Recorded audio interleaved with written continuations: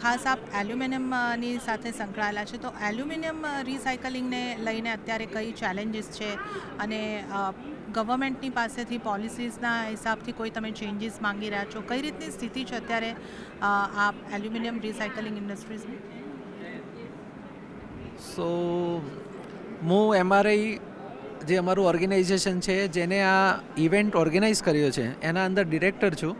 તો સૌ પ્રથમ તો હું આપની સીએનબીસી ટીમનું સ્વાગત કરું છું આ અમારી ગ્રાન્ડ કોન્ફરન્સમાં.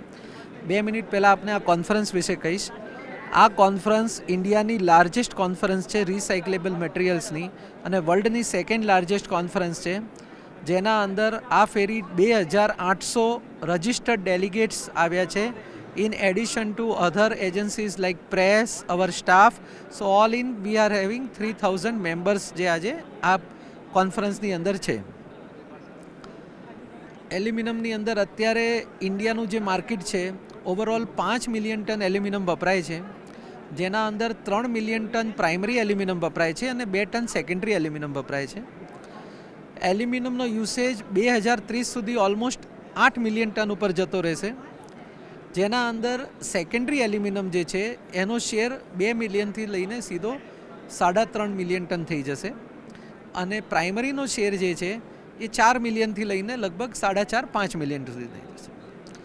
સેકન્ડરી એલ્યુમિનિયમમાં અમે લોકો અત્યારે 2-3 ચેલેન્જીસ ફેસ કરીએ છીએ, જેના અંદર ગવર્મેન્ટે બધી નોન ફેરસ મેટલ અને ફેરસ મેટલની સ્ક્રેપ ઉપર લાસ્ટ બજેટમાં કસ્ટમ ડ્યુટી ઘટાડીને 0 કરી નાખી, પણ એલ્યુમિનિયમને અપવાદ તરીકે એમને ડ્યુટી કન્ટિન્યુ રાખી.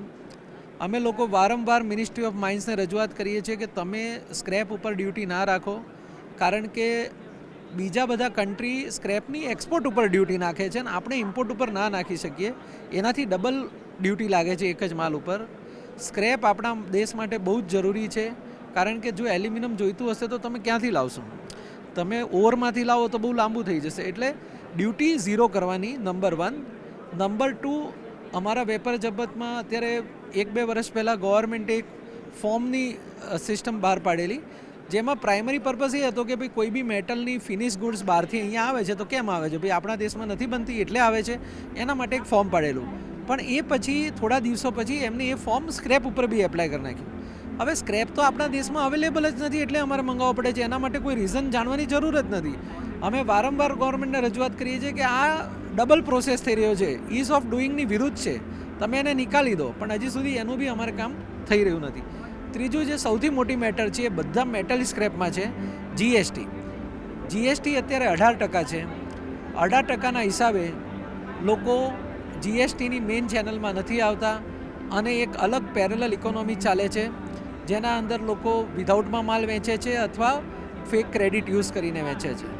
અમે ગવર્મેન્ટને લગભગ 7 વર્ષથી રજૂઆત કરી રહ્યા છે કે આપ જીએસટી 18%થી 5% સ્ક્રેપ ઉપર કરો, તમને ફિનિશ ગુડ્સ ઉપર 18% કોઈ પ્રોબ્લેમ નથી, જેનાથી શું થાય, અનઓર્ગેનાઇઝ સેક્ટર જે છે એને મોટિવેશન મળે કે ભાઈ 5% ટેક્સ હોય તો અમે આવી જઈશું. તો એનાથી આખી ઇકોનોમી ફોર્મલ ઇકોનોમીમાં આવે, આપણા દેશના ડેટા બધા બિલ્ટઅપ થાય અને ઇન્ડિયાની ગ્રોથ ખબર પડે લોકોને. તો આ 3 અમારા મેઇન પ્રોબ્લેમ છે જે અમે આપના દ્વારા ગવર્મેન્ટને કહેવા માંગીએ છીએ અને એમને રજૂઆત કરવા માંગીએ છીએ કે પ્લીઝ અમારા પ્રોબ્લેમ સાંભળો અને એને દૂર કરો.